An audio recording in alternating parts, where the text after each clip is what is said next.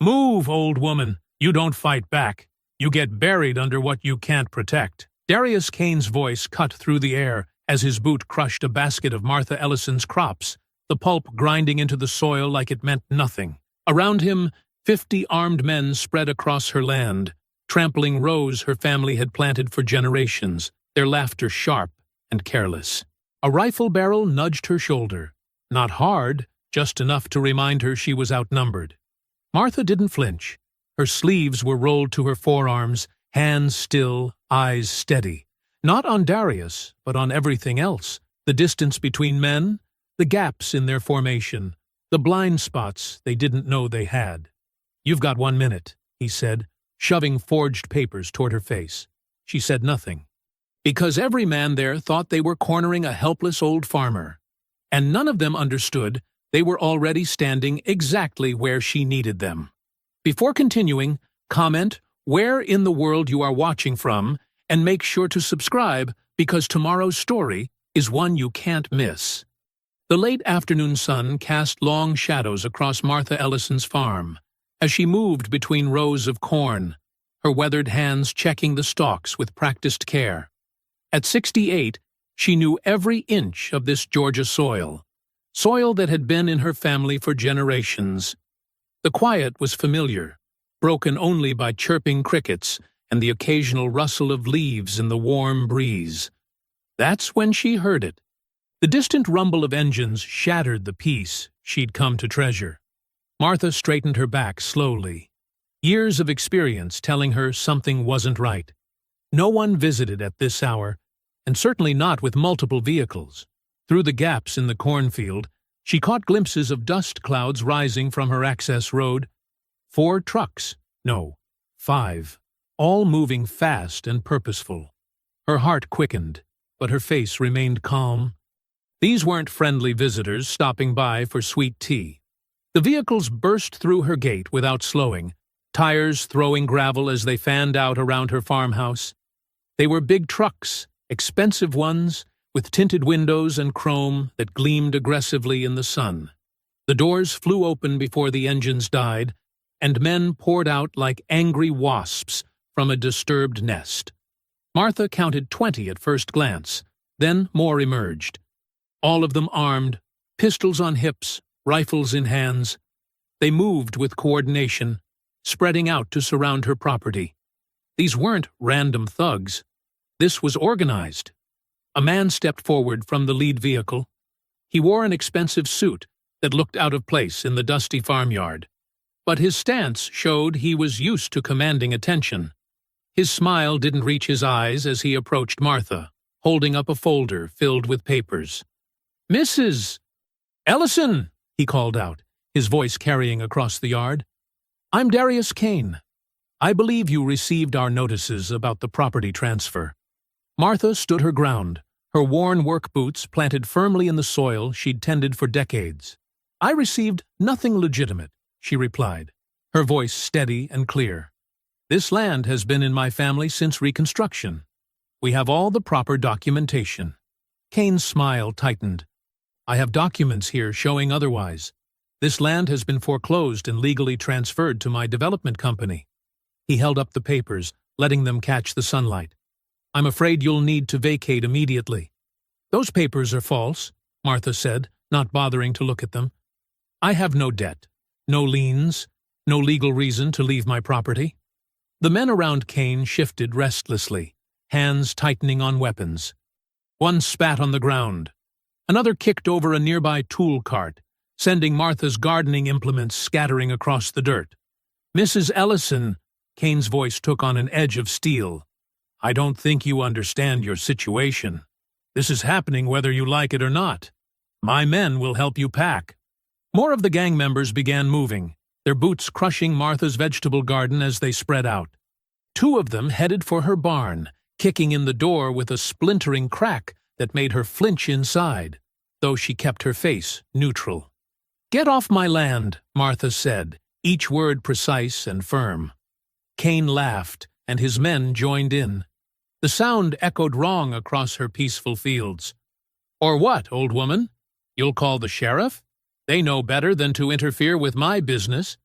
The destruction began in earnest then. Men upended her rain barrels, kicked down her fence posts, and scattered her chickens with sharp shouts and cruel laughter. Inside the barn, she could hear things breaking, tools being thrown, equipment being smashed. Martha watched it all, her hands closed into tight fists at her sides. These men thought they saw everything about her. An elderly black woman, alone on a farm, an easy target. They saw what they wanted to see. A burly man with tattoos covering his arms approached her, getting too close. His breath stank of cigarettes as he leaned in. "Better start packing, Grandma, before things get really messy." When Martha didn't move, the man grabbed her shoulder and shoved her hard. She hit the ground, dust coating her work clothes. The impact sent pain through her hip, but she didn't cry out. Around her, several men laughed. "Just an old woman," one called out. "Ain't so tough now." Through the cloud of dust, Martha saw the first flames leap up at the edge of her cornfield. Someone had brought gasoline. The fire spread quickly in the dry afternoon heat, eating into the crops she'd tended so carefully. Smoke began to rise into the Georgia sky, carrying with it the smell of burning memories. The men around her continued their destruction, confident in their power, certain of their victory. They saw an old woman in the dirt, nothing more. They didn't notice how she took in every detail, counting weapons, noting positions, marking faces. They didn't see her eyes track their movements with military precision, or how her fingers pressed against the soil, not in defeat, but in preparation. Kane stood watching it all, satisfaction clear on his face, as more fires were set, and the sound of breaking glass came from the direction of her greenhouse. His men had made a fatal mistake in their certainty. They thought they were taking land from a helpless widow. They were wrong.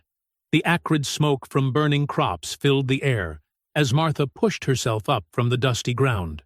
Her weathered hands brushed dirt from her work clothes, each movement deliberate and controlled.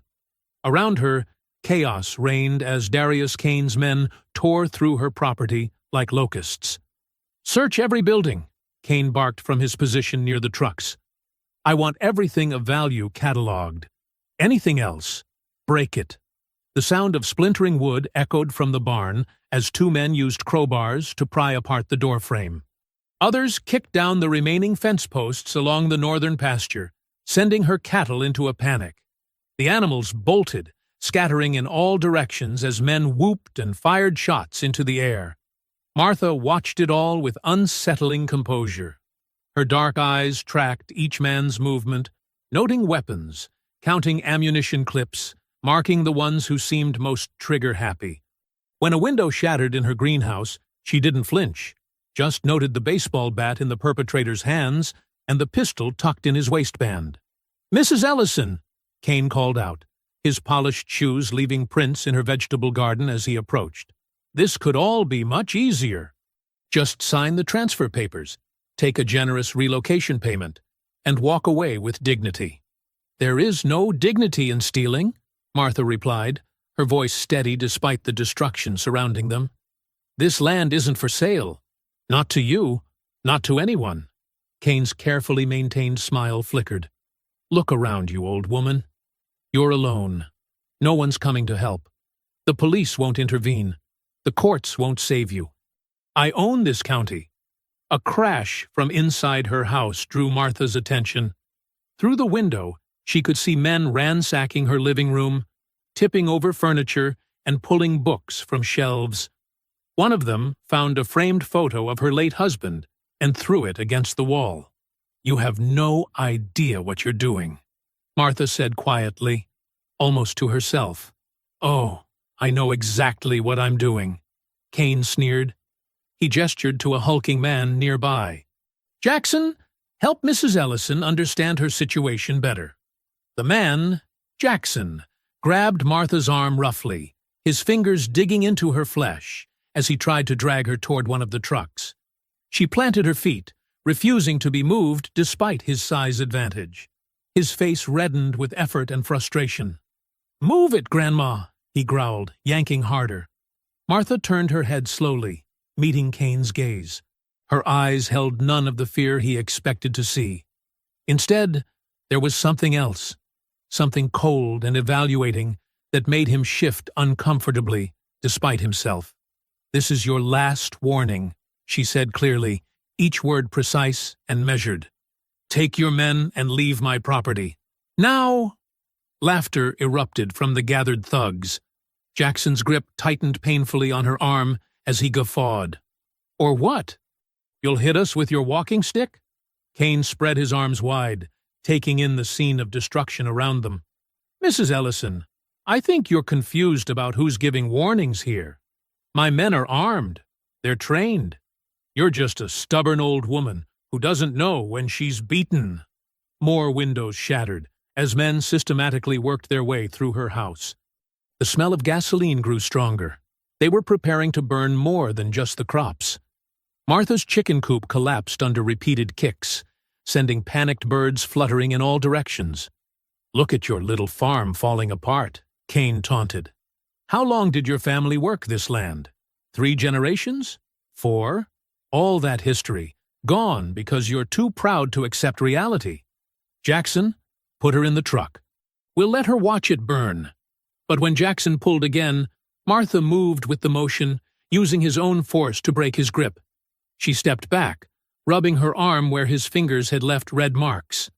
Her expression remained unnervingly calm. "I won't warn you again," she said simply. Kane's amusement turned to irritation. He wasn't used to being defied, especially not by someone who should be powerless against him. Enough games. Either you leave conscious or you leave unconscious. Your choice. Martha's eyes swept the scene one final time. 52 men, by her count. Mostly pistols, some rifles, all moving with the cocky carelessness of those who thought they'd already won. They'd spread out across her property, not bothering to maintain tactical positions or watch their surroundings. Without another word, she turned and walked toward her farmhouse. Her pace was unhurried, her back straight despite the chaos around her. Men jeered and catcalled as she climbed the porch steps. "Running to hide?" one called out. "Gonna cry in your bedroom, old lady?" "Let her go," Kane said, lighting an expensive cigar. "Let her pack a bag. When she comes back out, we'll help her leave, one way or another."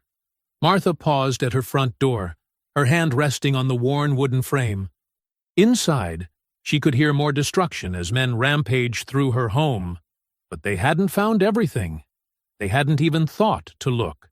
The screen door creaked as she pulled it open. With the same deliberate calm she'd shown throughout the confrontation, Martha stepped inside and quietly shut the door behind her. Through the window, she could see Kane directing his men to continue the destruction, confident in his victory. None of them noticed how she'd been marking distances in her head. None of them realized she'd been calculating angles and cataloging cover positions. They saw an old woman retreating in defeat. Nothing more. Inside the farmhouse, Martha stepped over the wreckage of her overturned furniture, moving with fluid grace that belied her age. The transformation was instant. Gone was the peaceful farmer, replaced by someone who moved like a predator. Her footsteps were silent, despite the broken glass crunching underfoot. She crossed to the living room's far corner, where a faded rug lay bunched against the wall. Kneeling, she pulled it aside to reveal wooden floorboards that looked identical to all the others. But Martha's fingers found an invisible seam, pressing just so. A hidden panel popped loose with a soft click. The compartment beneath was deep and dry, lined with protective fabric. Martha reached in, her hands finding familiar shapes in the darkness. First came a long, padded case, then several boxes of ammunition, a cleaning kit, extra magazines. Each item was meticulously maintained despite years of storage. The sound of breaking windows and shouting continued outside, but it seemed distant now as Martha opened the case. Inside lay a disassembled Macmillan TAC 338 sniper rifle, each piece nestled in custom-cut foam. Her hands moved automatically, muscle memory taking over as she began assembly. Bolt group, receiver, barrel, stock. Each component clicked into place with practiced precision. Through the window, she could hear Kane giving more orders. "Check the upstairs. Find anything valuable before we torch it." Heavy boots thundered up her stairs as Martha worked, her movements unhurried but efficient. She loaded the magazine with 338 Lapua Magnum rounds, each bullet carefully seated. "Nothing up here but old lady stuff," a voice called down. "Want us to trash it?" "Burn it all," Kane replied. "Let's wrap this up." Martha finished mounting the scope, adjusting it with tiny, precise movements. The rifle was an extension of her body, as familiar as her own hands. She'd hoped to never need it again, but she'd never stopped maintaining it. Some habits couldn't be broken. Some skills shouldn't be forgotten. The thermal scope powered on silently as she moved to the stairwell. Two men were coming down, laughing as they knocked photos off the walls. They passed right by her hiding spot in the shadows, never looking back. Martha waited until they were gone before ascending to the second floor. Her bedroom window offered the best vantage point. The afternoon sun was behind her now, eliminating glare. Wind was minimal. Humidity and temperature would barely affect the shots at these ranges. Martha settled into position, her breathing automatically slowing to the measured rhythm she'd learned decades ago. Through the scope, she could see the entire front yard. Kane's men had grown sloppy, clustering together as they vandalized her property. No one was watching the house. No one maintained proper security. They'd assumed she was helpless, and that assumption would cost them. Martha selected her first target, a man holding a gas can, preparing to douse her barn. The suppressed rifle made only a soft thump as she squeezed the trigger. The man dropped instantly, a clean shot through the chest. The gas can clattered away, spilling across the dirt. For 2 long seconds, no one reacted. Then someone noticed the fallen man and shouted. As heads turned to look, Martha's second shot found another target. A third fell before anyone realized they were under fire. Each shot was precise, controlled, lethal. Chaos erupted below. Men scrambled for cover, but they'd left themselves exposed. Years of training took over as Martha acquired targets through her scope. Time seemed to slow. She noted wind indicators in the waving grass, calculated distances automatically, adjusted for minute factors that could affect each shot. "Sniper!" someone screamed. "Where's it coming from? Get down! Get to the trucks!" Another shot. Another target eliminated. Martha's expression remained neutral, almost detached. This wasn't personal. This was mathematics and physics. Breath control. Trigger discipline. The same skills she'd used in a dozen countries under a dozen different mission parameters. Kane was shouting orders, trying to rally his men. "Spread out! Find the shooter!" She must have help. One person couldn't. 2 more shots in rapid succession dropped men trying to flank the house. Panic spread through the remaining gang members. Some broke for their vehicles. Others fired blindly at the house, their shots going wide. None of them had expected this level of resistance. None of them had training for this situation. Martha ejected the empty magazine, smoothly inserting a fresh one. The motion was automatic, requiring no conscious thought. Through her scope, she watched Kane diving behind a truck, shouting into a phone, calling for reinforcements, most likely. She noted his position but didn't take the shot. Not yet. Let him see what he'd walked into first. More men fell as they tried to organize a response. Each shot was carefully selected for maximum psychological impact. Leaders, radio operators, anyone trying to coordinate a defense. The message was clear. Nowhere was safe. No one was beyond reach. At the second-floor window, Martha adjusted her position slightly. The rifle settled against her shoulder, its weight comforting and familiar. Her breathing remained steady, her hands stable. Through the scope, she picked out her next target with the same calm precision she'd once used to tend her gardens. The chaos below continued to spread, but Martha remained still, waiting. Let them run. Let them panic. She had time. She had ammunition. And most importantly, She had the high ground and the tactical advantage they'd given her through their own arrogance. Through her scope, Martha watched the remaining gang members scatter like leaves in a storm. Their coordinated attack had devolved into chaos. Some crawled behind vehicles, while others sprinted between cover, desperate to avoid her precise shots. Each time someone tried to organize a counterattack, another suppressed round would find its mark. "East side! Everyone to the east side!" one of Kane's lieutenants shouted, trying to rally the men. His voice cut off abruptly as Martha's bullet struck him in the chest. The message was clear. Leadership would not be tolerated. Martha ejected another empty magazine, her movements smooth and practiced. The familiar sound of metal on metal brought back memories she'd buried decades ago. Desert nights in unnamed countries. Mountain passes where one shot could change the course of conflicts. Missions that never officially existed. She pushed the memories aside, focusing on the present threat. Through her scope, she counted remaining targets, assessing priorities. Anyone holding a weapon became an immediate concern. Those attempting to coordinate resistance were secondary targets. The rest could wait. Kane had taken cover behind a pickup truck, shouting into his phone, "I don't care what it costs. Get everyone here now." This was supposed to be a simple land grab, but we've got a serious problem. His voice carried across the yard, tight with rage and disbelief. Martha shifted position slightly, compensating for a subtle change in the wind. A man with a rifle tried to set up a firing position behind her overturned tractor.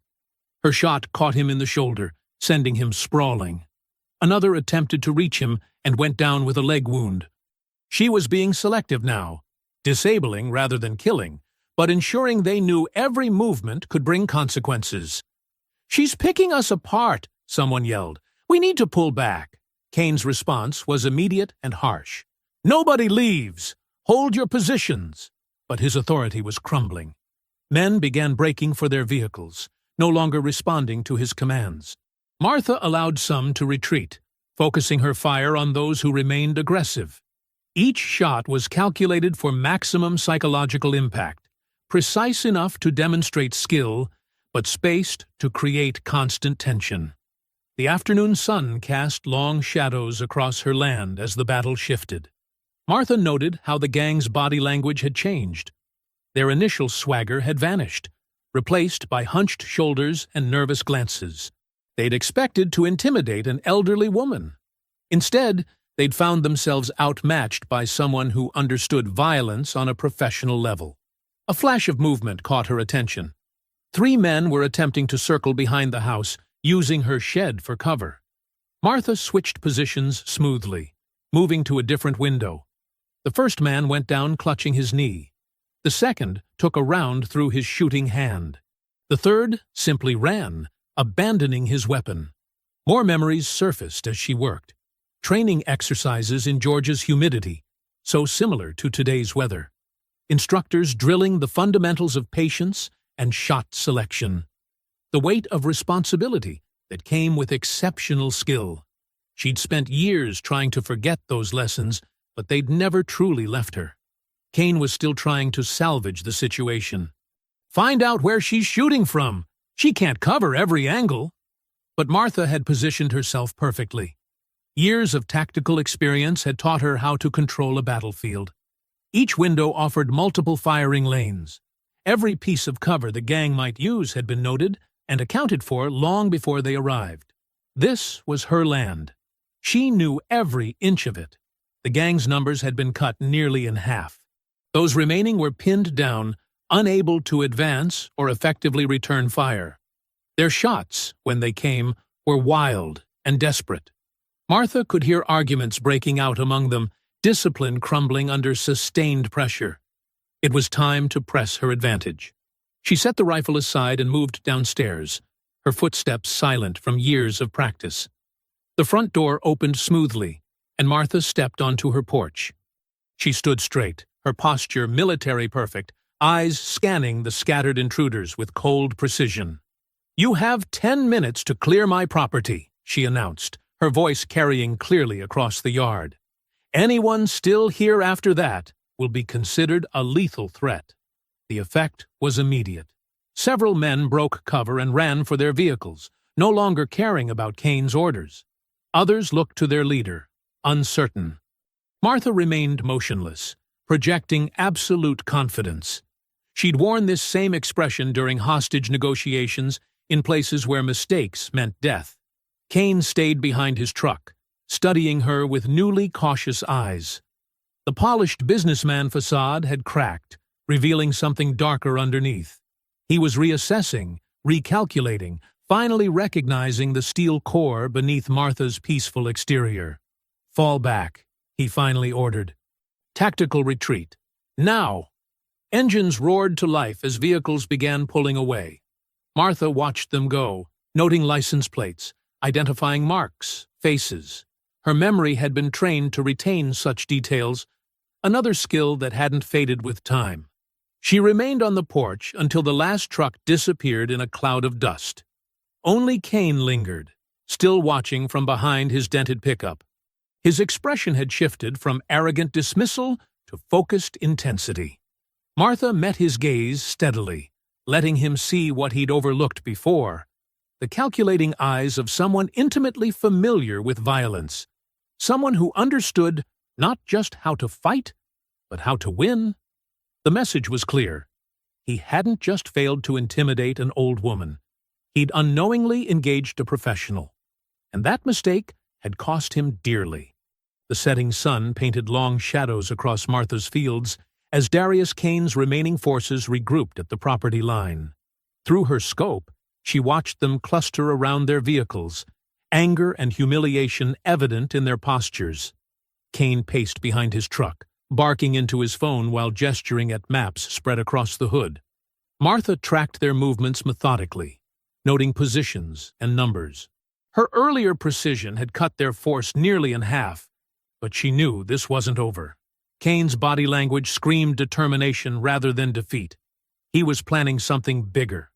Raised voices carried across the cooling evening air. "You said this would be easy," one of the men shouted at Kane. "Just scare off some old lady, you said. Now we've got dead and wounded." Kane spun toward the complainer, his polished exterior cracking. "Shut your mouth. This land is worth more than you'll see in 10 lifetimes. He jabbed his finger at a spot on the map. "Right here, under this worthless farm, there's an aquifer that could supply water to half the state. Millions in contracts, pipeline deals, water rights, all of it sitting under her stupid corn."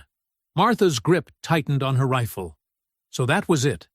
Not just intimidation or land grabbing, but something much larger. She'd wondered why they'd targeted her specifically. Why such force for a small farm? The water explained everything. Kane's voice carried again as he rallied his men. "I've got 30 more guys coming in from Atlanta. Heavy weapons, proper gear. We're going to lock this place down tight. No one in or out. She's good, but she can't watch every angle forever." Through her scope, Martha watched vehicles begin moving, spreading out to block the access roads. More trucks arrived, carrying fresh fighters and equipment. They were establishing a proper siege perimeter, learning from their earlier mistakes. These weren't just thugs anymore. They were becoming an organized force. She moved away from the window, mind shifting into tactical assessment. The farm covered nearly 80 acres, most of it cultivated fields with scattered structures. Barn, silos, equipment sheds. Good firing positions, but also vulnerable to being surrounded. The house itself was solid, but not fortified. She needed to think bigger. In her living room, Martha rolled out old survey maps across the coffee table. Her fingers traced irrigation lines, drainage ditches, and the subtle elevation changes she knew by heart. Each feature was a potential asset or liability. The North Field's trenches could provide covered movement. The western tree line offered natural concealment. The old grain silos commanded views of multiple approaches. She moved to the hidden compartment beneath the floorboards, assessing her resources. Beyond the sniper rifle, she had several other weapons cached away. Remnants of her past life. An M4 carbine, perfect for closer work. A compact MP5 submachine gun for tight spaces, magazines, ammunition, even a few carefully preserved grenades. Not an arsenal, but enough for someone who knew how to use them. More importantly, she had knowledge. Decades of experience in asymmetrical warfare, in turning terrain against superior numbers.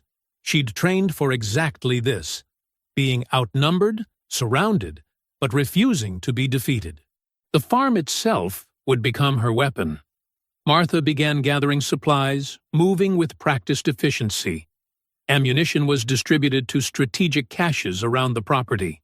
Medical supplies were positioned for quick access. She filled canteens and checked radio frequencies, falling easily into old routines.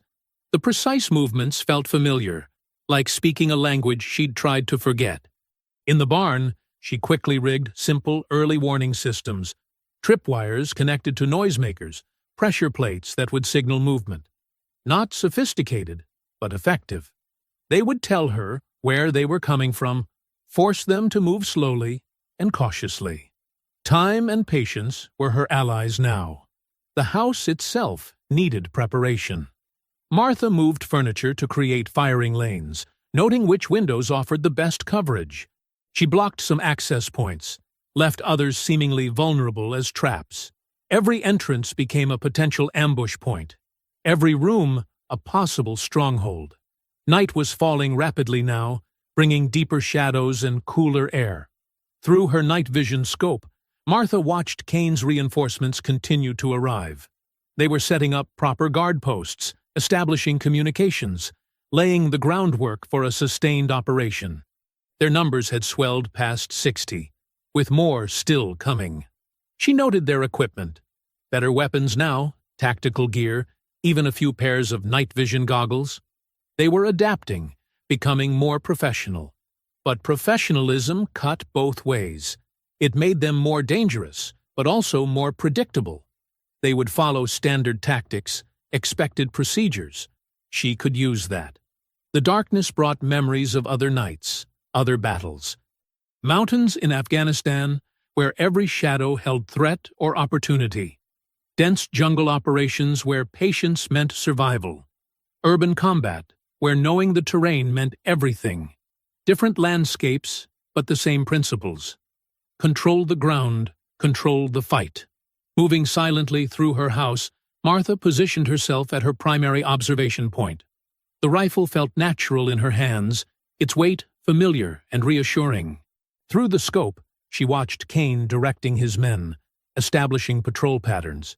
He'd learned from the afternoon's losses, was being more cautious now.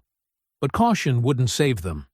They still didn't truly understand what they were facing. They saw the farm as an objective to be taken. She saw it as a battlefield already shaped to her advantage. Every fence line, every ditch, every building had been arranged over years of careful work. This wasn't just her home. It was her fortress. As full darkness settled over the land, Martha loaded a fresh magazine into her rifle. The smooth mechanical sound echoed softly in the quiet room. Outside, Kane's men moved through the shadows, confident in their numbers and equipment. They thought they had her trapped. "This is my field," Martha whispered, settling into position. "You'll learn what that means." The farm settled into an uneasy quiet as darkness claimed the land. Clouds drifted across the moon, casting shifting shadows over the fields. Martha moved like a phantom through her property, each step calculated and silent. Years of working this soil had taught her every dip, every rise, every hidden path between the rows of corn. Through her night vision scope, she watched Kane's men establish their positions. Their inexperience showed in how they clustered near light sources, ruining their night vision. They stayed close to the vehicles, afraid of the darkness beyond. Amateur mistakes that would cost them dearly. Martha's mind drifted back to another night, 15 years ago in the Hindu Kush Mountains. Her team had tracked a high-value target for 3 days, waiting for the perfect moment. She remembered the weight of patience, the absolute control required to remain motionless for hours. That same focus filled her now as she studied the gang's patrol patterns. Two men broke away from the main group, moving toward the northern fence line.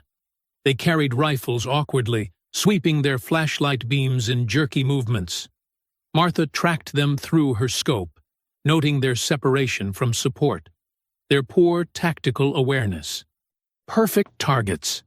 She moved through the corn rows without disturbing a single stalk, her boots finding solid ground through decades of muscle memory. The flashlight beams grew closer, accompanied by nervous whispers. "This is messed up, man," one of them muttered. "We should have never come here." "Shut up," his partner hissed. "Just keep looking. She's got to be out here somewhere." Martha allowed herself a small, grim smile. She was indeed out here, but not where they expected. While they focused on ground level, she'd used the irrigation trenches to circle behind them. Now she rose silently, rifle ready. Two suppressed shots, less than a second apart. Both men dropped without a sound, their flashlights casting crazy patterns as they fell. Martha was moving before they hit the ground, disappearing back into the darkness. No wasted motion, no hesitation. Just like her training taught her. The memory hit her with sudden clarity. Her first sniper instructor's voice, harsh but precise. "You're not just shooting targets. You're solving problems. Every shot is a math equation written in flesh and bone." She'd excelled at those equations, became one of the best. Until that final mission, when following orders meant crossing a line she couldn't uncross. Shouts erupted from the eastern perimeter. Someone had found the bodies. Flashlight beams crisscrossed frantically, searching for threats that had already vanished. A burst of automatic fire split the night, spraying wildly into the corn. Martha shook her head at their panic. Wasting ammunition, revealing positions, destroying their own night vision. She moved to her next target, the grain silos. Two men had set up an observation post on the catwalk, thinking the elevation gave them advantage. They didn't realize the metal structure carried sound. Martha could hear their boots shifting nervously above as she climbed the maintenance ladder on the shadow side. Another burst of gunfire echoed from somewhere in the fields, followed by cursing. Kane's voice carried across the property. "Hold your fire, you idiots! Save your ammo!" The men on the silo were distracted by the commotion. Martha crested the catwalk behind them, silent as a shadow. The knife was quicker than the rifle this time. More intimate, but just as efficient. She caught the first man before he could cry out, eased his body down quietly. The second turned at the last moment, eyes widening in recognition before the blade found him. More memories surfaced. Other close encounters. Other nights when steel was better than lead. The weight of necessary violence. The cost of survival. She'd buried those memories deep beneath years of peaceful farming, but they rose now like old friends, familiar and deadly. Martha used the silo's height to survey the battlefield. Kane had pulled his men back, consolidating around the vehicles. They'd set up floodlights, creating a harsh circle of artificial day.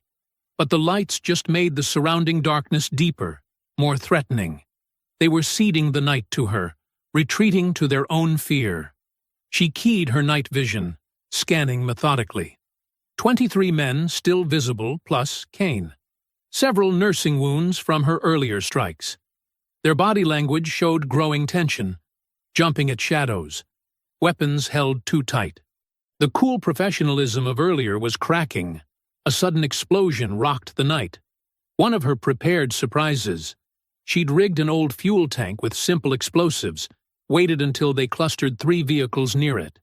The fireball lit up the sky, destroying their night vision and sending shrapnel in all directions. Chaos erupted immediately. "We're under attack!" multiple voices shouted in panic. More wild firing into the darkness, more wasted ammunition. They were unraveling, their tactical discipline shattered by an enemy they couldn't see or fight. Martha was already moving, using the confusion to her advantage. She slipped through the shadows of the equipment shed, past the burning vehicles. Her boots made no sound on the soft earth as she disappeared into the tall corn.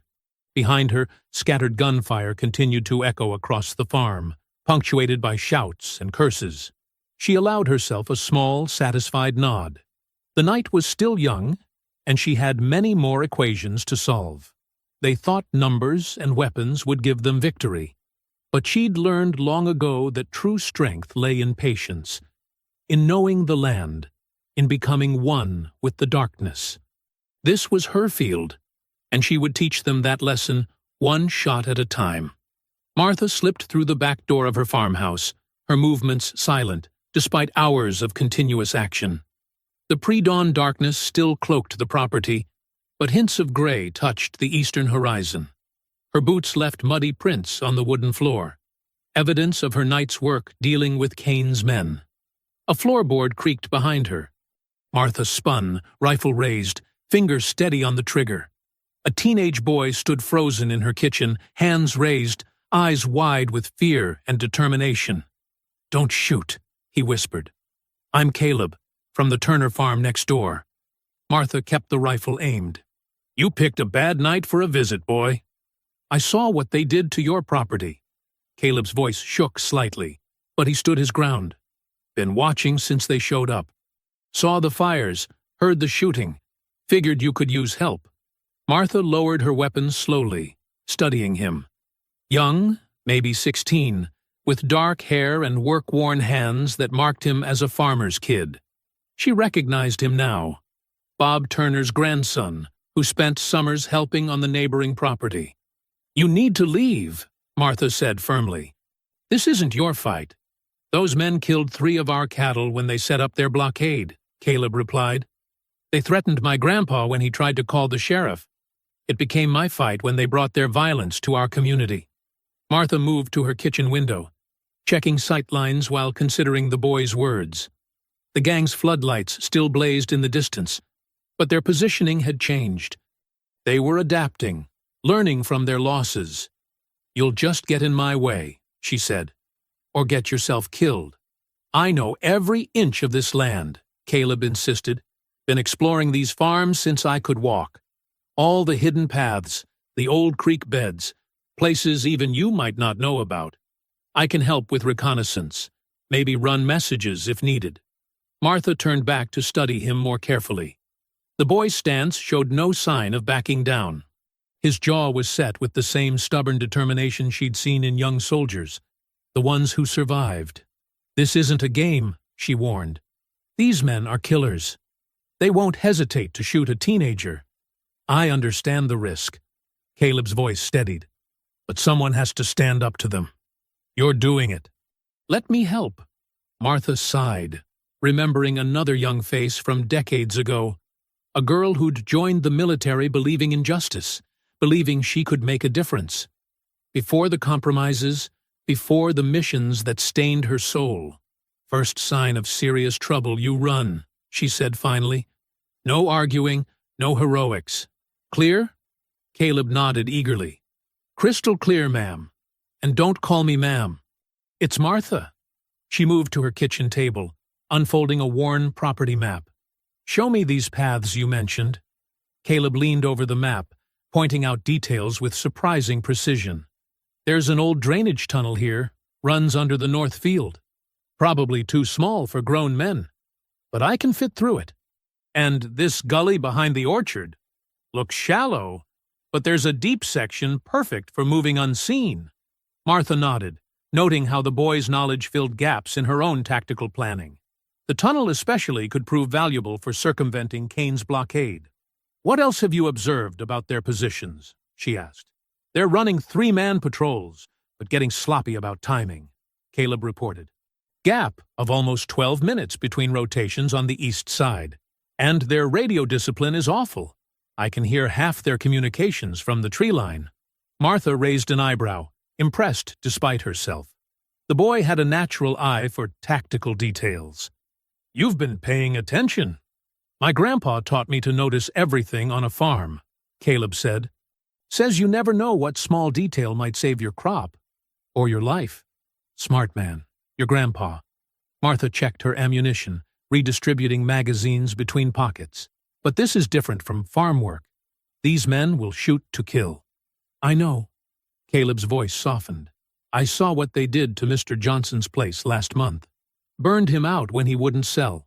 He was my grandpa's friend for 40 years. Martha saw the pain in his eyes, recognized the seed of justified anger. The same anger that had driven her through years of military service, through missions that tested her humanity.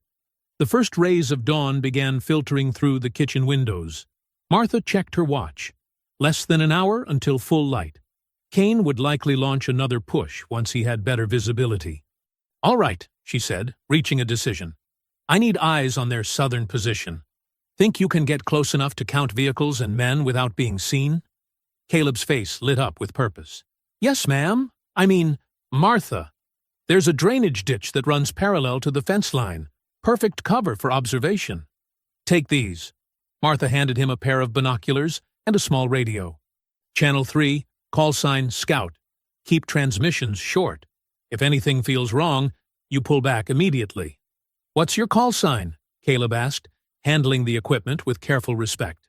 Farmer, Martha replied with a hint of dark humor. Keep it simple. They moved to the back door together. The eastern sky was brightening steadily now, promising another hot Georgia day. Martha watched Caleb check his radio, adjust the binocular's strap with steady hands. Why are you really doing this? She asked suddenly. Truth this time. Caleb met her eyes. Because my grandpa always said good people can't just watch bad things happen. We have to stand up, even when it's hard. Especially when it's hard. Martha felt something shift inside her. A recognition of shared values, of courage untainted by years of compromise. Perhaps having this boy's help wasn't just about tactical advantage. The sun's first direct rays touched the farmhouse roof as they prepared to move out. Martha checked her rifle one final time, watching Caleb settle the radio's earpiece. Morning sunlight swept across Martha's farm, illuminating the night's devastation. Scorched patches of earth marked where her crops had burned. Broken fences and scattered equipment littered the property. The peaceful Georgia landscape she'd woken to yesterday was now a scarred battlefield. From her position near the storage shed, Martha watched Kane's men regrouping. They moved with renewed purpose, no longer the disorganized rabble from last night. Through her scope, she spotted them unloading new equipment from freshly arrived trucks. Scout to farmer. Caleb's voice crackled through her radio. They're setting up something on the ridge. Martha shifted her aim, focusing on the elevated position.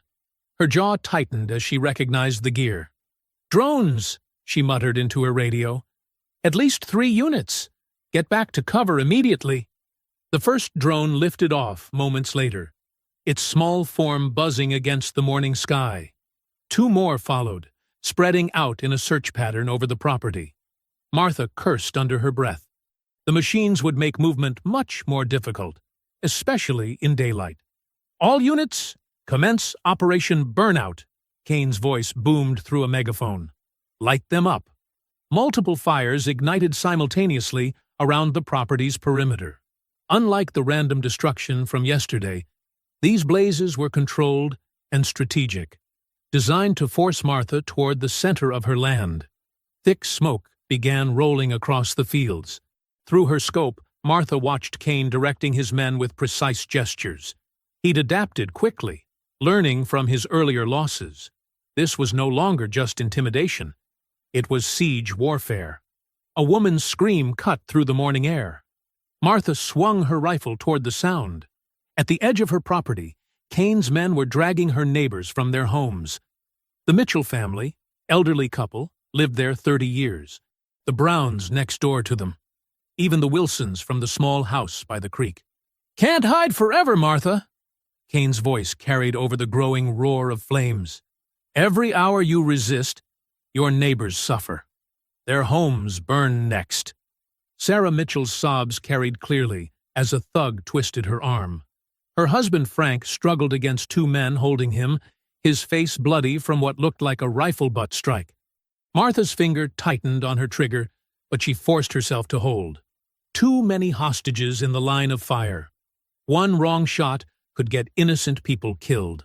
Getting hard to breathe up here, Caleb whispered through the radio. He'd taken position in an old hunting blind, monitoring the gang's movements. Smoke's pretty thick. Stay low, Martha responded. They're using the fire to... A drone buzzed suddenly overhead, much closer than expected.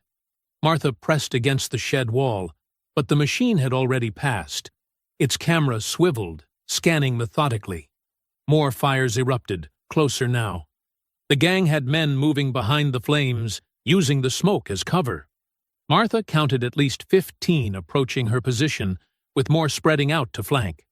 Through the haze, she watched Kane walk calmly among the hostages. He stopped in front of young Amy Wilson, probably no more than 12. The girl trembled as Kane placed a hand on her shoulder. "Last chance, Martha," he called out. "Surrender now, or we start making examples." The drone made another pass, lower this time. Martha could hear its motors clearly above the crackling flames. She needed to move, but the nearest cover was 30 yards of exposed ground away. "I've got eyes on the drone operator," Caleb radioed quietly. "Behind the blue pickup, near the road." Martha found the target through her scope. Young man with a control tablet, too focused on his screen. One shot would eliminate the immediate drone threat, but the noise would give away her position to the approaching gunmen. The fire had nearly reached the shed. Smoke seeped through the worn boards, making Martha's eyes water. The drone's camera focused on her location, hovering steadily. "Taking the shot," she whispered into her radio. Her rifle cracked once. The drone operator dropped, his tablet shattering on the ground. The machine above her wobbled, then spiraled into the field as its control signal died. But Kane's men had been waiting for exactly this. Gunfire erupted from multiple positions, rounds punching through the shed's thin walls. Martha rolled clear as the structure splintered around her. She sprinted through the smoke, staying low. More shots followed, but the thick haze worked both ways, spoiling their aim. She could hear Kane shouting new orders, directing his men to converge on her last position. The other drones buzzed overhead, searching for movement. Martha pressed herself against an old tractor, controlling her breathing despite the smoke. The nearest group of gunmen passed within feet of her position, their boots crunching on the dry earth. "I've got movement," someone shouted. "Near the barn." The drones immediately changed course, cameras swiveling toward the large structure. Martha caught a glimpse of Caleb ducking through a side door. He'd created a deliberate distraction. "All units, converge on the barn," Kane commanded. "Box it in. She's running out of places to hide." Martha used the momentary focus on the barn to slip away from the tractor, moving toward the irrigation ditches. The smoke provided decent concealment, but she could feel the noose tightening. Kane was systematically removing her options, turning her own property against her. Another drone swept past, lower than ever. Martha froze mid-step, every muscle tense. The machine paused, its camera rotating slowly. One sudden movement would give her away. For several agonizing seconds, she remained absolutely still as the drone hovered. Then its motor pitch changed, and it moved on to continue its search pattern. Martha released her breath slowly, but she knew she couldn't stay here long.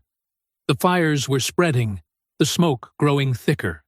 And somewhere in the chaos, Caleb was still out there, trying to help her defend a piece of land that should never have needed defending at all. The midday sun beat down mercilessly as Martha crouched in the irrigation ditch, sweat mixing with soot on her face. Through her scope, she watched Kane's men circling the barn like hungry wolves. They'd been probing the building for nearly an hour, convinced she was cornered inside.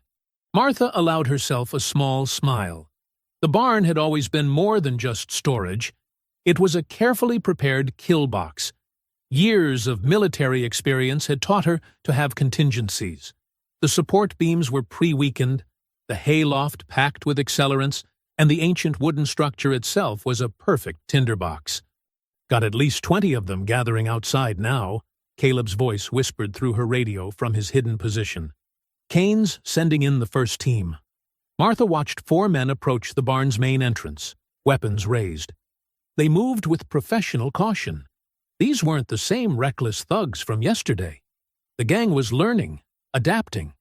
But so was she. "Stand by," she breathed into her radio. The timing had to be perfect. More men joined the first group, forming up along the barn's weathered walls.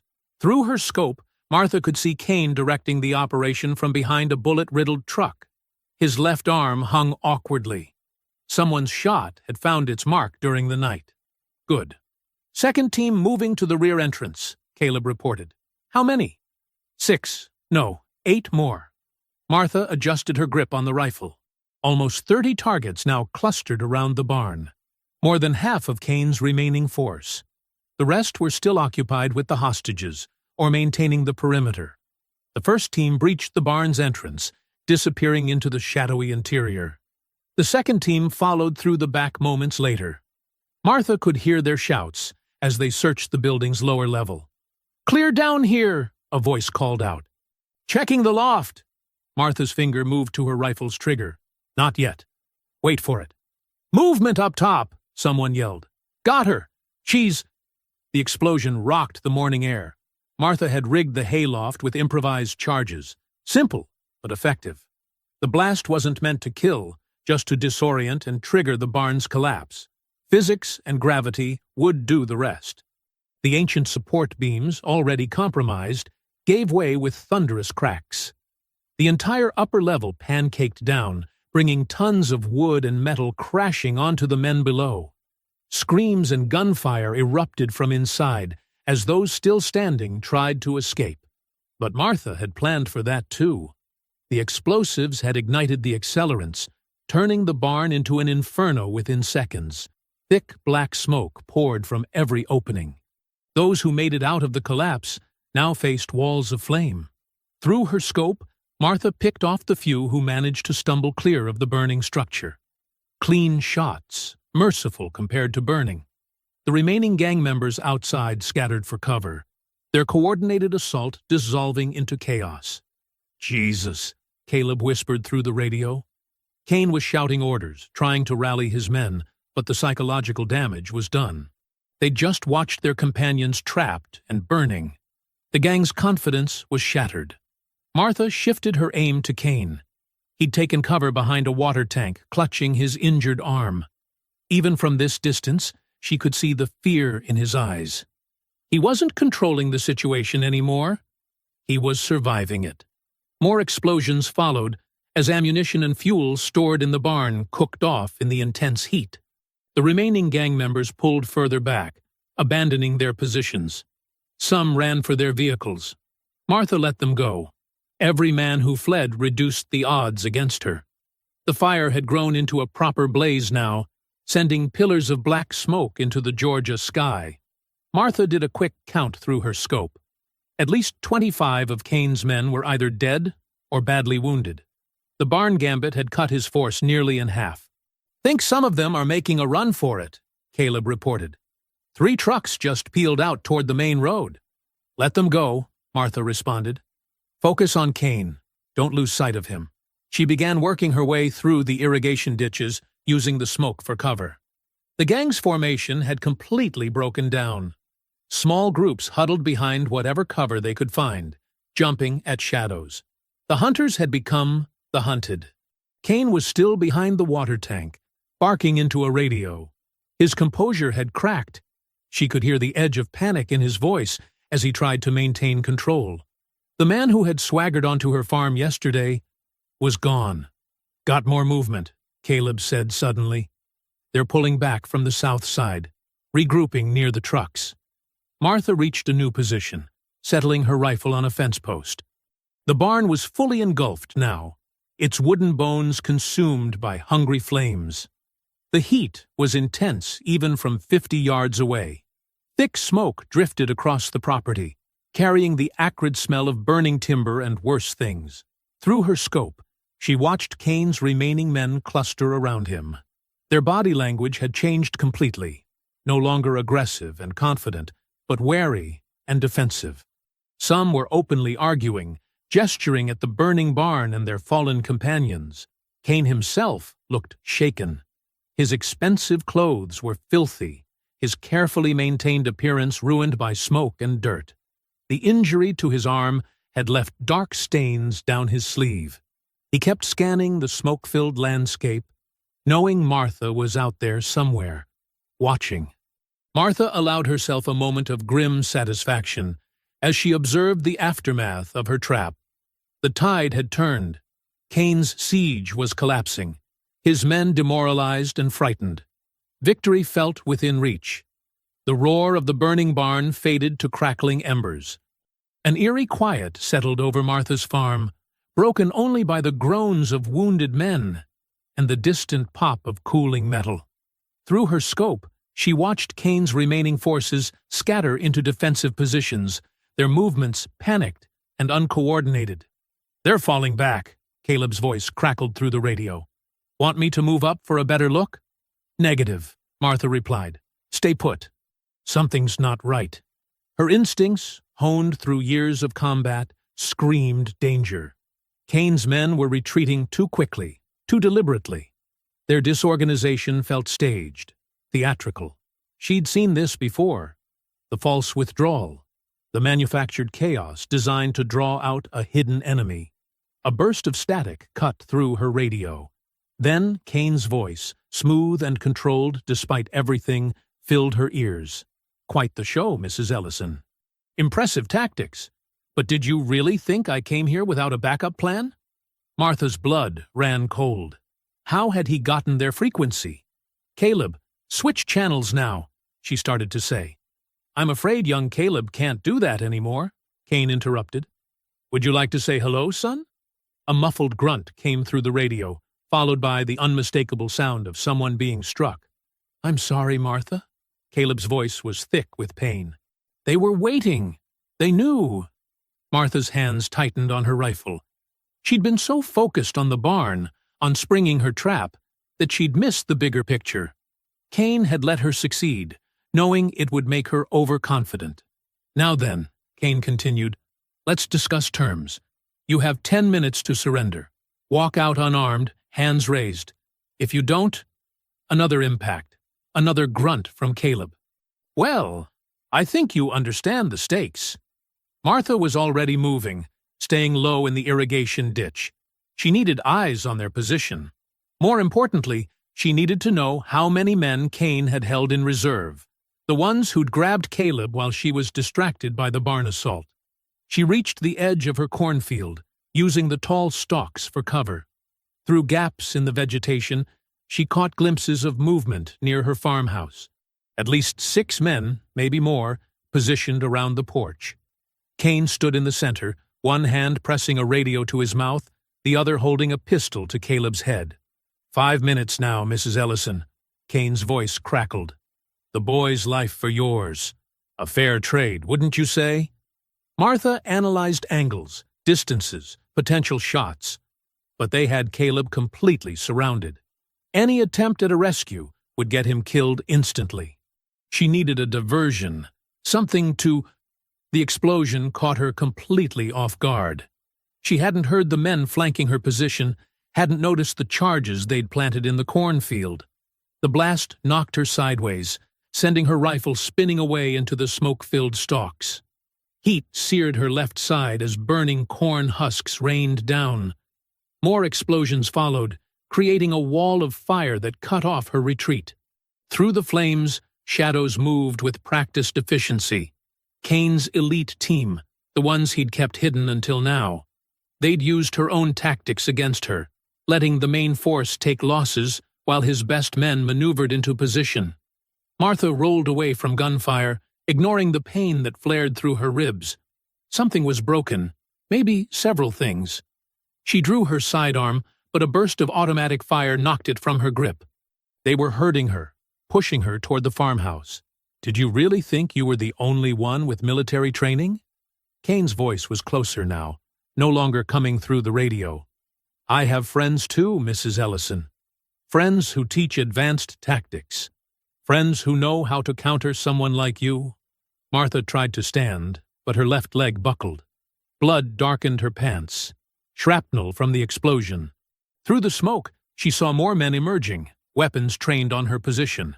Professional operators, not common thugs. Their movements were precise, coordinated. "Bring her here," Kane ordered. Rough hands grabbed Martha's arms, dragging her across the yard. Pain shot through her injuries as they forced her to kneel in front of the farmhouse. Caleb struggled against the men holding him, tears cutting clean tracks through the soot on his face. "I had you profiled the moment we arrived," Kane said, studying her with cold satisfaction. "Your reactions, your tactics, textbook Delta Force, the barn trap? We've trained against that scenario specifically." He gestured to one of his men. "Light it up." Martha could only watch as they tossed incendiary charges through her farmhouse windows. Flames erupted inside the home she'd lived in for decades, the place her grandparents had built with their own hands. Smoke poured from under the eaves as fire consumed generations of history. "The thing about soldiers," Kane continued, "is that they think like soldiers. Predictable, tactical. But this isn't a battlefield, Mrs. Ellison. This is business." He pressed his pistol harder against Caleb's temple. "And in business, we target what people value most." The farmhouse was fully engulfed now, flames reaching toward the afternoon sky. Martha's vision blurred. From smoke or tears, she wasn't sure. Everything she'd fought for, everything she'd protected, was burning. The weight of failure pressed down harder than her physical wounds. Through the heat ripples, she saw Kane's men spreading out across her property, methodically securing their control. No more hiding, no more guerrilla tactics. They had won through careful planning and brutal efficiency, and she had played right into their hands. Martha slumped forward, blood dripping onto soil her family had worked for generations, the same soil that would now become her grave. Above her, the crackle of flames mixed with Kane's quiet laughter, a symphony of defeat. Darkness crept across the smoldering ruins of Martha's farm. The air hung thick with smoke and ash, turning the setting sun into a blood-red smear on the horizon. She lay where they'd left her, face pressed against dirt still warm from the day's destruction. Pain radiated through her body with each shallow breath. Her left side felt like it was on fire, ribs grinding with every movement.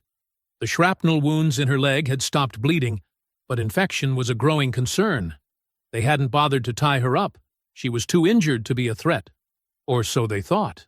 Kane's men had grown careless in their victory.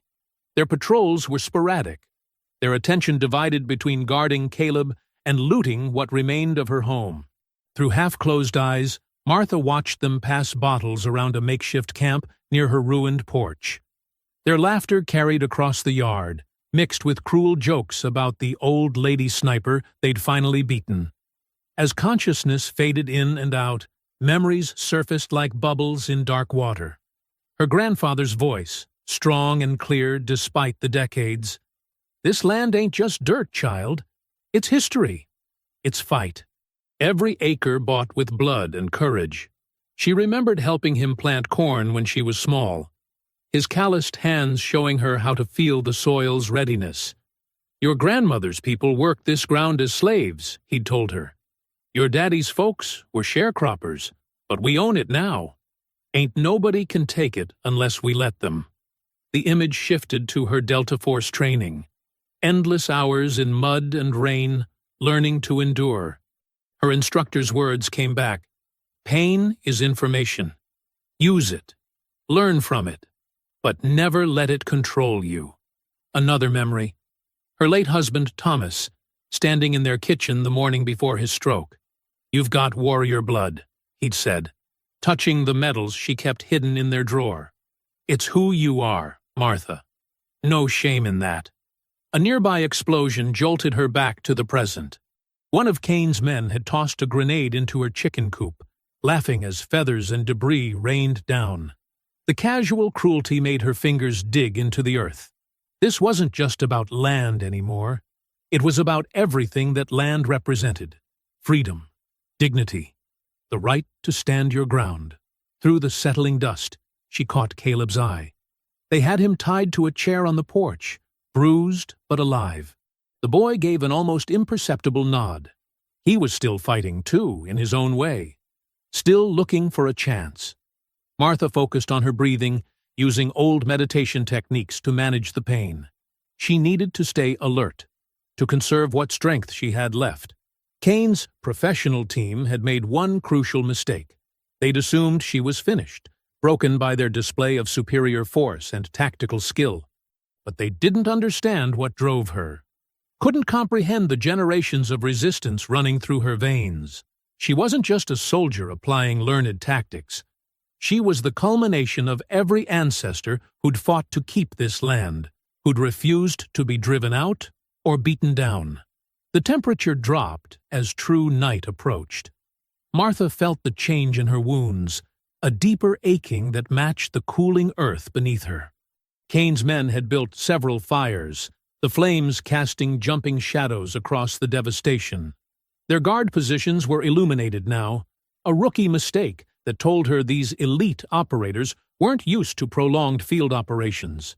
A commotion erupted on the porch. Caleb had knocked his chair over, spilling one of the guards' drinks.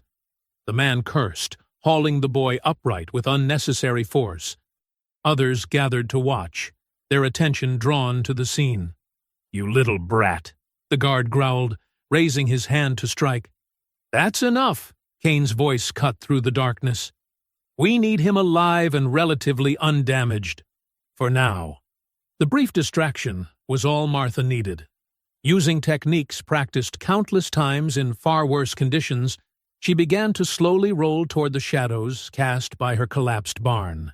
The movement sent waves of agony through her injuries, but she channeled the pain into focus, into fuel for what was coming. None of the guards noticed the subtle shifting of her position. Their fires had ruined their night vision, and the noise from their camp covered any sounds she made. Inch by inch, she worked her way into deeper darkness.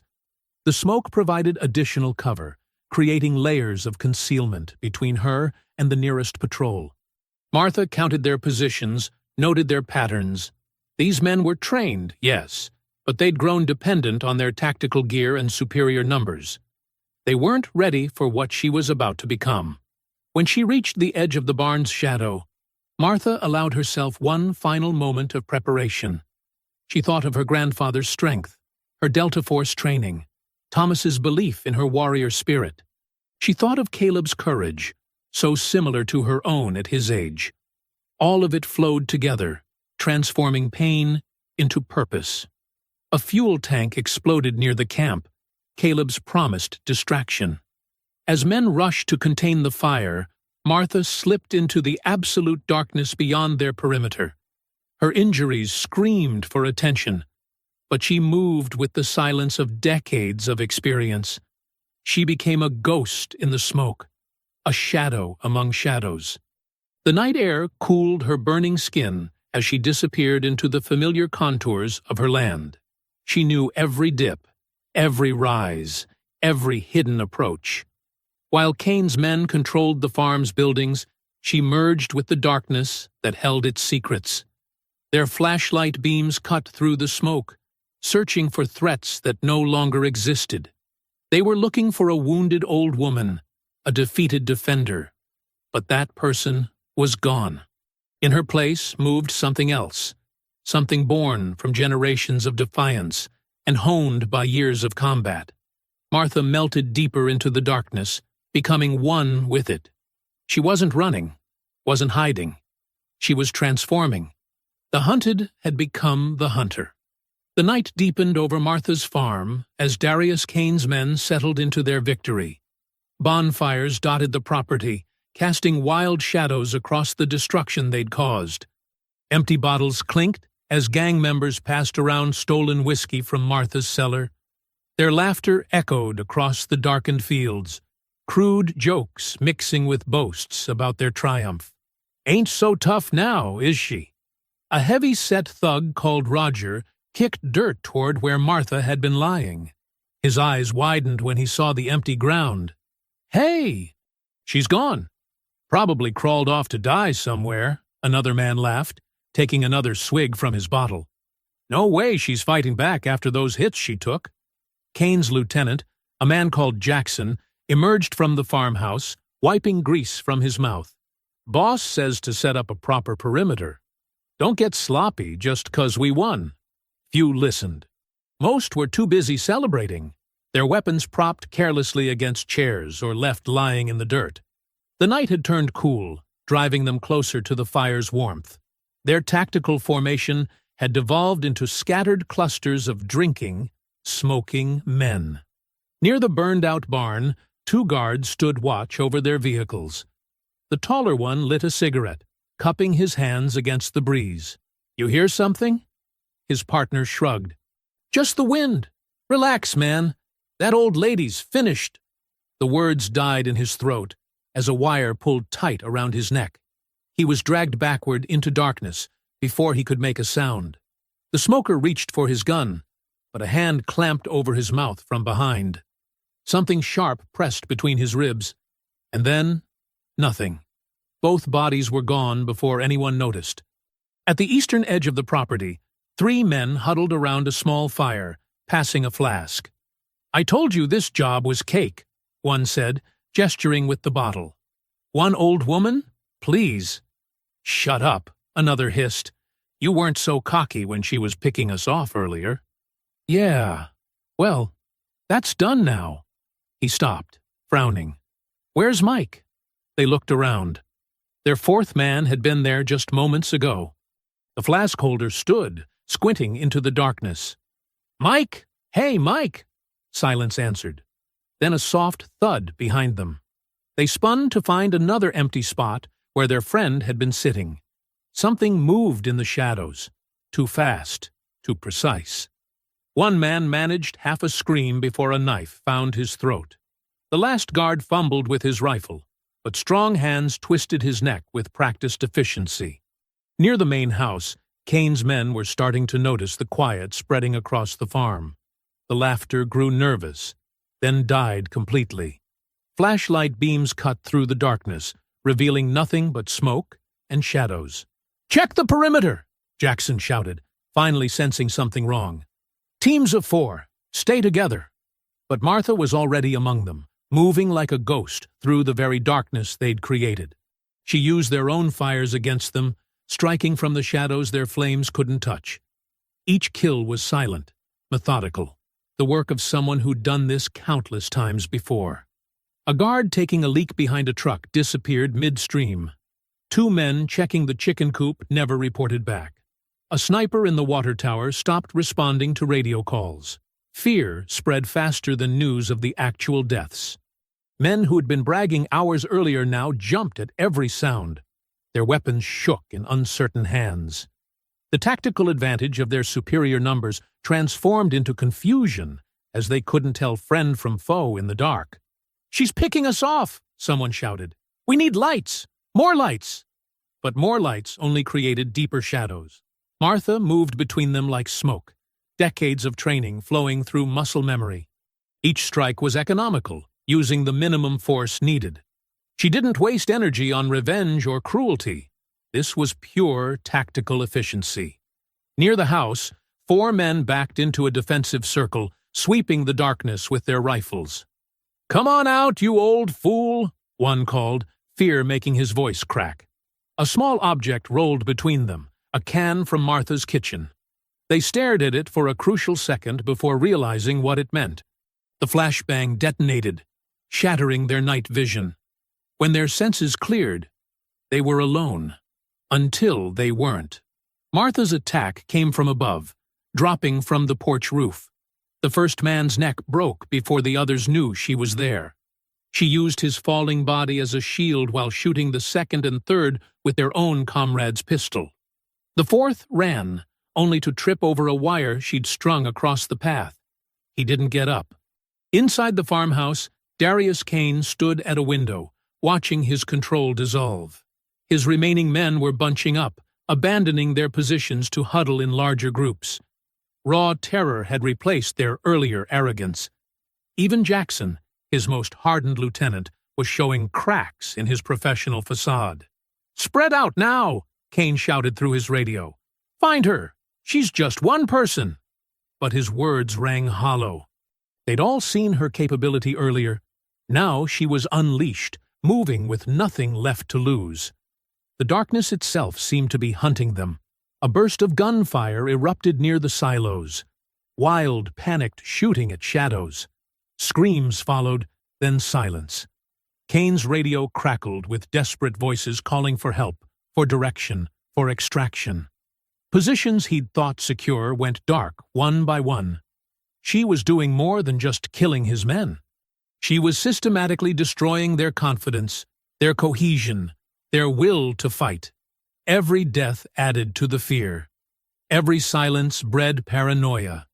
Through his thermal optics, Kane watched another team go dark near the tree line. His hands tightened on his rifle as the realization hit. He wasn't leading an operation anymore. He was trapped in a hunting ground, and Martha Ellison was the apex predator. The pre-dawn sky hung heavy with smoke and tension. Bodies lay scattered across Martha's property, testament to her night of methodical elimination. Only 12 of Kane's men remained, huddled near the farmhouse in tight groups, their earlier bravado replaced by raw fear. Jackson, Kane's lieutenant, struggled to maintain order. "Keep your eyes open! She's still out there!" His voice cracked, betraying his own terror. Behind an overturned tractor, 3 gang members pressed themselves against the metal, weapons trained on the surrounding darkness. The oldest one, Pete, wiped sweat from his forehead, despite the cool morning air. "This is insane. How many of us did she get?" "Shut up!" his companion whispered harshly. "Just shut—" A soft thud interrupted him. They turned to find their third man missing. "Tommy?" Pete called softly, then froze as warm droplets hit his shoulder. Looking up, he saw Tommy's body draped across the tractor's exposed undercarriage, blood dripping steadily. Before either could scream, Martha struck. She dropped between them, combat knife flashing. Both men fell without raising their weapons. She moved like liquid shadow, every motion precise and practiced. Years of Delta Force training had carved these movements into her muscles, and now they flowed without conscious thought. Near the barn's burning remains, 4 men formed a defensive circle around Caleb. The teenager sat bound and bruised but alive, his eyes scanning constantly for any sign of Martha. His captors jumped at every sound, their nerves frayed by hours of watching their companions disappear. "Stay sharp," their leader barked, overcompensating for his fear with volume. "She'll come for the kid. That's when we got her." Caleb allowed himself a small smile. They still didn't understand. They thought Martha would make mistakes out of emotion, rush in recklessly to save him. They didn't realize that emotion made her more dangerous, not less. A sudden burst of automatic fire erupted from the silo area, followed by screaming. The guards turned toward the noise instinctively. That quarter-second of distraction was all Martha needed. She emerged from the pre-dawn mist like an avenging spirit. The first guard's knee exploded as her bullet found its mark. As he fell, she was already moving, using his descending body as a shield, while she shot the second man through the shoulder. The third guard managed to squeeze off 2 wild shots before Martha's elbow crushed his windpipe.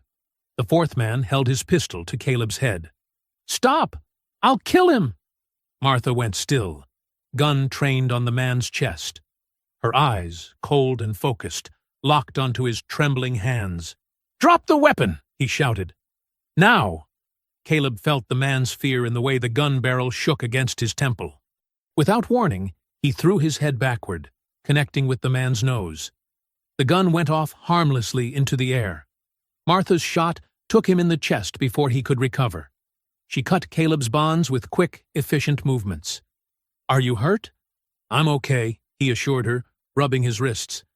"But Kane's got something planned. He was talking about some kind of backup." Martha nodded grimly. "Stay close. We're ending this." They moved through the property like ghosts, Martha leading with her rifle ready. More gunfire erupted near the house. Kane's remaining men shooting at shadows, their discipline completely broken. Jackson's voice carried across the farm. "Form up! Everyone to the house!" His attempt at command was met with chaos as the surviving gang members broke cover, running frantically toward the building. Martha used their panic against them. 2 more fell before reaching safety, her shots precise, despite the dim light. The survivors scrambled inside, barricading the doors and windows. 5 left, Martha whispered to Caleb as they took cover behind a storage shed, including Kane and Jackson. Inside the house, Kane paced frantically, his designer clothes stained with dirt and blood. "Where's our backup?" "Call them again!" Jackson pressed his radio repeatedly. "Nothing. Signal's dead." "How?" Kane grabbed the radio, shaking it uselessly. "We had a clear signal all night." A small smile touched Martha's lips as she watched through her scope. The signal jammer she'd activated hours ago was still doing its job. Kane's reinforcements wouldn't be riding to the rescue. The sky began lightening, false dawn painting everything in gray shadows. Martha moved them closer to the house, using years of intimate knowledge of her property. Every creaky board, every loose stone, she knew them all. A shot rang out from an upstairs window, the bullet sparking off a metal post near her head. Martha pushed Caleb down, returning fire in one fluid motion. Glass shattered, and a body tumbled from the second floor. 4, she whispered. Kane's voice carried through a broken window, edge of hysteria clearly audible. "Jackson, get the charges set." Martha's eyes narrowed. She hadn't anticipated explosives. "Caleb, back up. Get to the tree line." "But now." Her tone left no room for argument. As Caleb retreated, Martha circled the house. Through gaps in the hastily barricaded windows, she caught glimpses of movement. Kane's men setting demolition charges. They planned to bring down her home with everyone inside.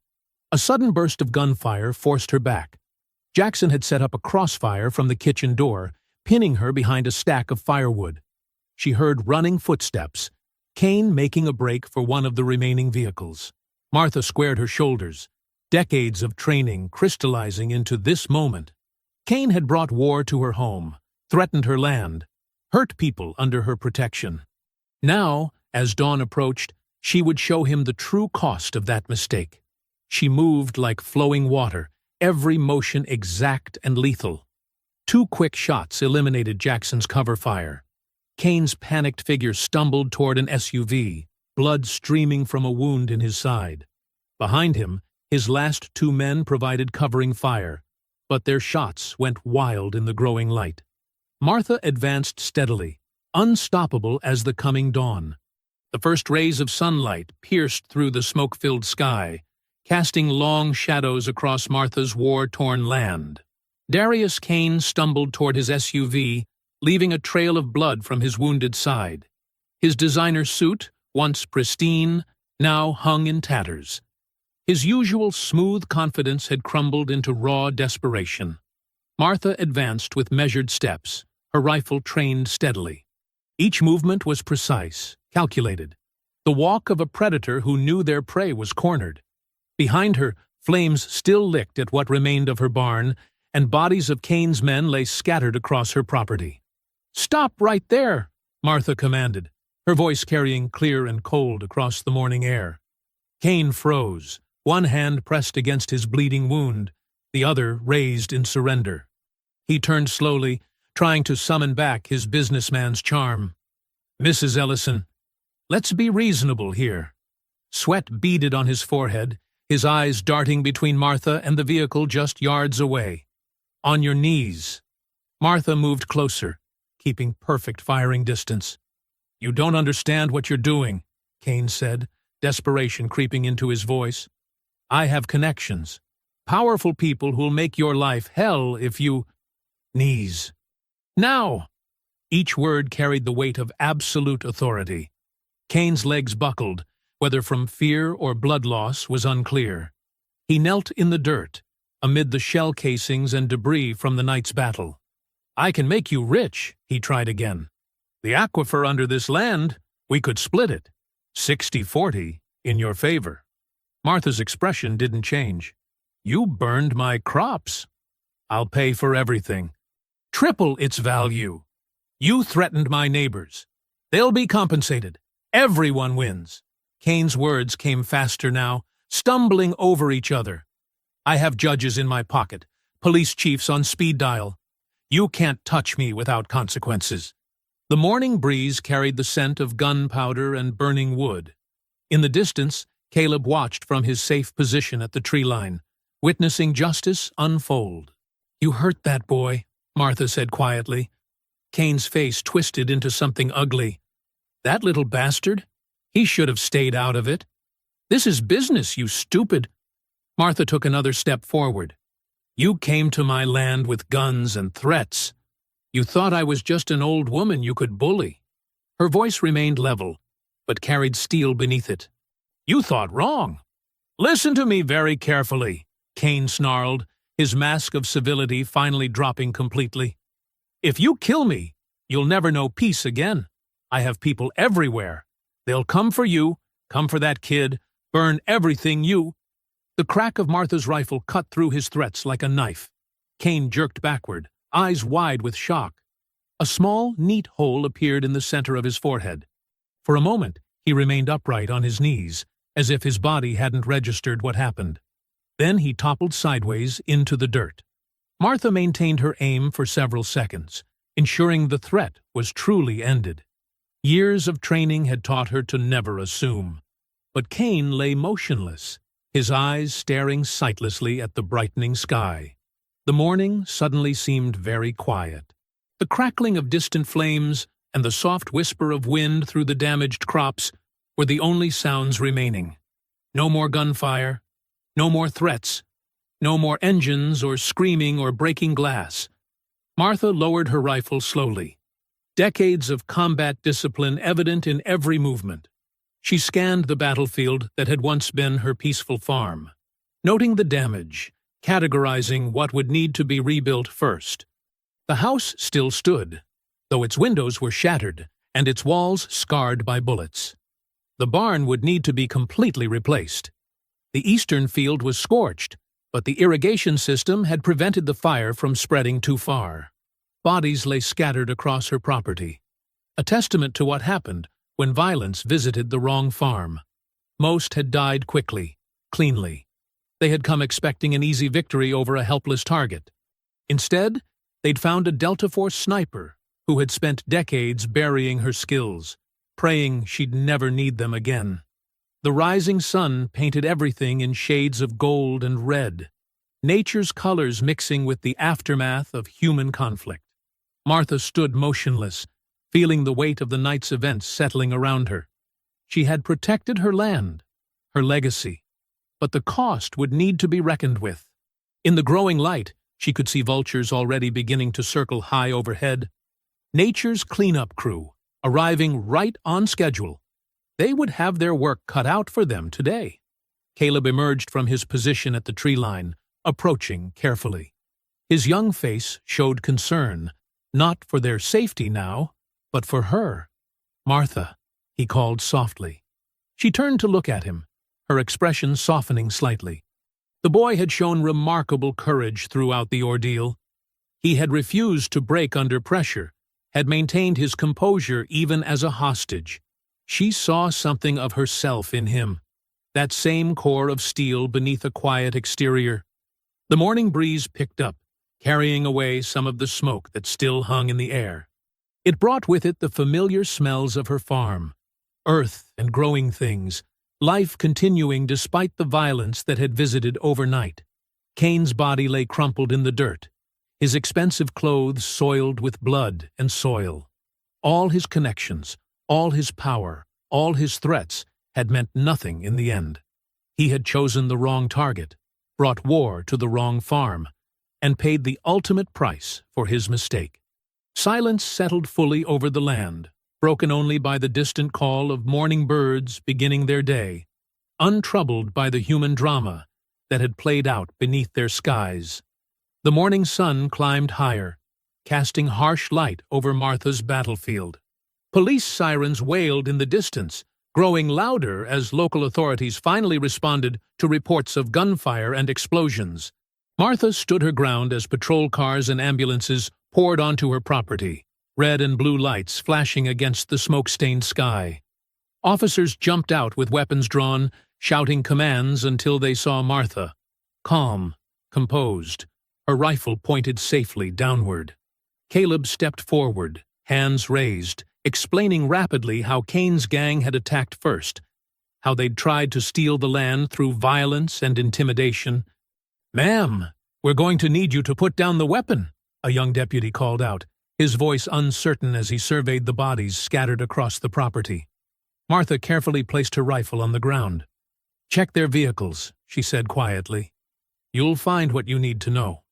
The sheriff arrived minutes later, a weathered man named Davidson who'd known Martha for years. He took one look at the scene and holstered his weapon. "Mrs. Ellison, why don't you tell me what happened here?" As Martha explained, officers began searching the gang members' vehicles. They found laptops filled with evidence, fraudulent property documents, blackmail material on local officials, detailed plans for seizing land through force. One deputy discovered a hidden compartment packed with cash and drugs. "Chief," a detective called out, holding up Kane's phone. "Got text messages here about bribing Judge Harrison and Police Chief Miller over in Riverside County. This goes deep." Davidson's face darkened. "Looks like Mr. Kane's operation just got blown wide open." He turned to Martha. "Clear case of self-defense, far as I can see. These men came armed, with criminal intent, threatened your life and property. Forensics teams arrived, documenting everything. News vans began appearing at the edge of the property, reporters hungry for the story." Martha watched it all with detached calm, her military training evident in her composed demeanor. By mid-morning, neighbors started showing up. They brought food, water, and helping hands. Mrs. Rodriguez from down the road hugged Martha tight, whispering, "We heard the shooting all night. We should have come sooner." "No," Martha said firmly. "You stayed safe. That's what mattered." More community members arrived throughout the day. Farmer Jim brought his tractor to help clear debris.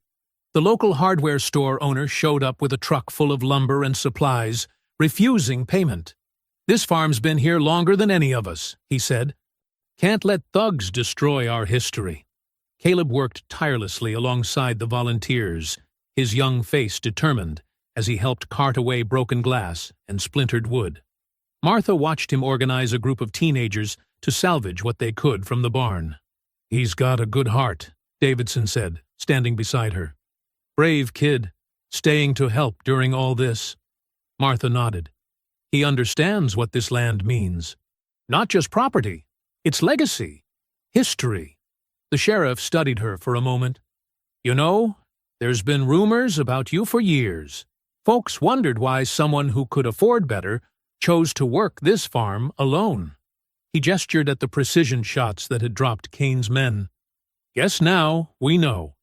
"The past is the past," Martha said quietly. "I chose peace. And when peace wasn't an option, you chose survival." Davidson shook his head admiringly. "Don't worry about any legal troubles.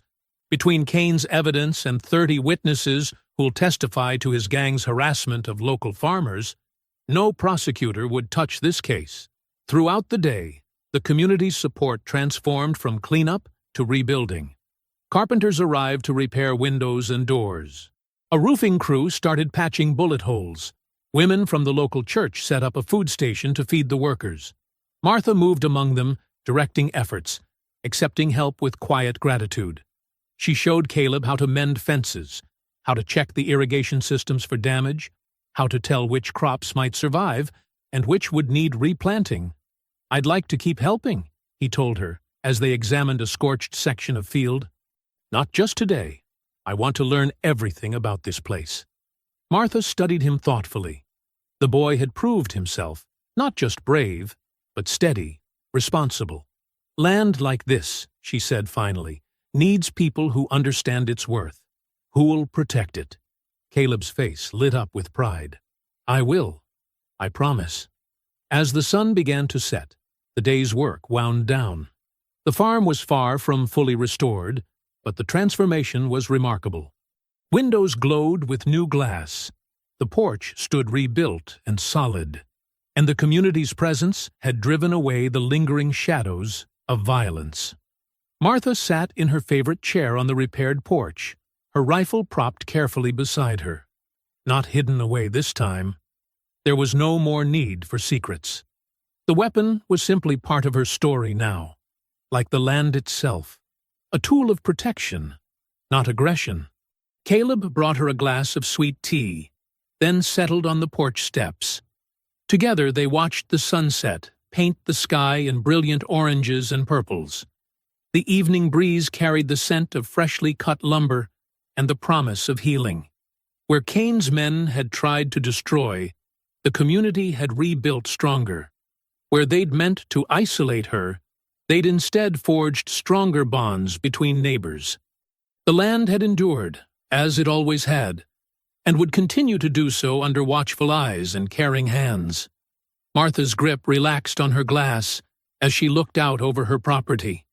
The crops would grow back, the barn would be rebuilt, and her family's legacy would continue, protected not just by her strength, but by the strength of a community that had finally shown its true colors.